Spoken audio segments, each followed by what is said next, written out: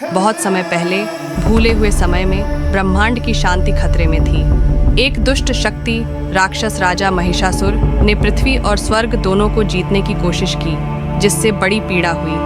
महिषासुर मानव और भैंस दोनों से पैदा हुआ एक शक्तिशाली राक्षस था, जिसने भगवान ब्रह्मा को प्रसन्न करने के लिए वर्षों तक गहन तपस्या की। उसकी भक्ति से प्रसन्न होकर ब्रह्मा वरदान देने के लिए उसके सामने प्रकट हुए। राक्षस राजा ने एक इच्छा मांगी कि कोई भी मनुष्य या देवता उसे कभी नहीं हरा सके, जिससे उसकी अजेयता सुनिश्चित हो सके।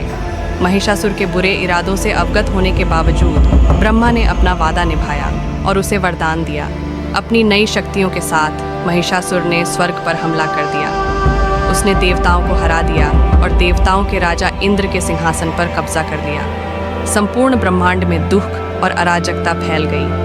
पराजित और निराश होकर विष्णु, शिव और ब्रह्मा सहित देवता एकत्र हुए। वे जानते थे कि महिषासुर से बड़ी शक्ति ही उसे हरा सकती है, लेकिन महिषासुर को यह वरदान प्राप्त था कि कोई भी उसे मार नहीं सकता था। महिषासुर के वरदान में खामी को पहचानते हुए देवताओं को एहसास हुआ कि एक महिला उसके विनाश का कारण बन सकती है।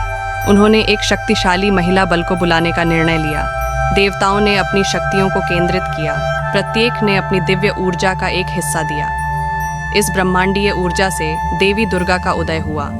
वह तेजस्वी और शक्तिशाली थी। उसकी 10 भुजाएं थीं, जिनमें से प्रत्येक में देवताओं द्वारा दिए गए हथियार थे। शिव का त्रिशूल, विष्णु का सुदर्शन चक्र और भी बहुत कुछ। वह शेर पर सवार थी, जो साहस और शक्ति का प्रतीक था। उसका नाम अजेय दुर्गा रखा गया।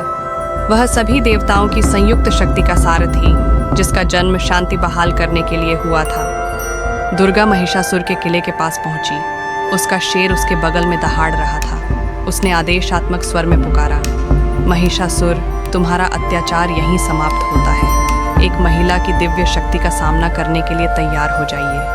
अहंकारी और अति आत्मविश्वासी महिषासुर एक महिला को उसे चुनौती देते देखकर हंसा। उसने उसकी चुनौती स्वीकार कर ली। उसे उसकी शक्ति का एहसास नहीं था। एक महाकाव्य युद्ध शुरू हुआ। दुर्गा ने शालीनता, चपलता और अपार शक्ति के साथ युद्ध किया।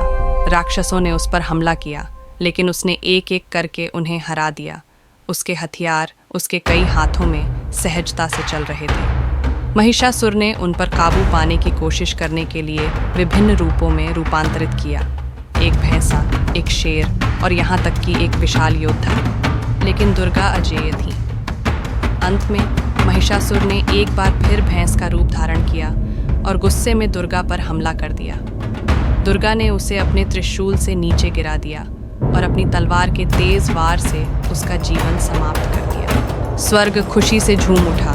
देवताओं ने दुर्गा की स्तुति की और उन्हें महिषासुर का वध करने वाली महिषासुर मर्दिनी कहा। आसमान से फूलों की बारिश हुई और ब्रह्मांड में शांति बहाल हुई।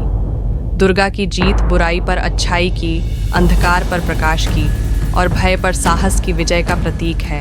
तब देवी दुर्गा ने देवताओं और मानवता से कहा, याद रखें, अंधेरा हमेशा रहेगा और बुराइयां बार बार बढ़ेंगी, लेकिन निराश मत होइए। अपनी चुनौतियों का साहस और दृढ़ संकल्प के साथ सामना करें। आप में से प्रत्येक के भीतर बड़े से बड़े भय पर विजय पाने की शक्ति है। कथावाचक आगे कहते हैं, दुर्गा की कहानी हमें याद दिलाती है कि प्रत्येक व्यक्ति, विशेषकर महिलाओं के भीतर अपार शक्ति है। यह स्वयं पर विश्वास रखने और अन्याय के खिलाफ दृढ़ विश्वास के साथ खड़े होने के बारे में है। दुर्गा ने सभी को आशीर्वाद दिया और प्रकाश में परिवर्तित हो गईं, ब्रह्मांड में गायब हो गईं और प्रत्येक व्यक्ति के दिल में अपनी शक्ति छोड़ गईं। आज तक दुर्गा की जीत के सम्मान में हम में से प्रत्येक में मौजूद दिव्य शक्ति की याद दिलाने के लिए नवरात्रि मनाई जाती है। अपनी ताकत पर विश्वास करो। देवी दुर्गा की तरह अपने डर का सामना करें, अन्याय से लड़ें और वह प्रकाश बने जिसकी दुनिया को ज़रूरत है।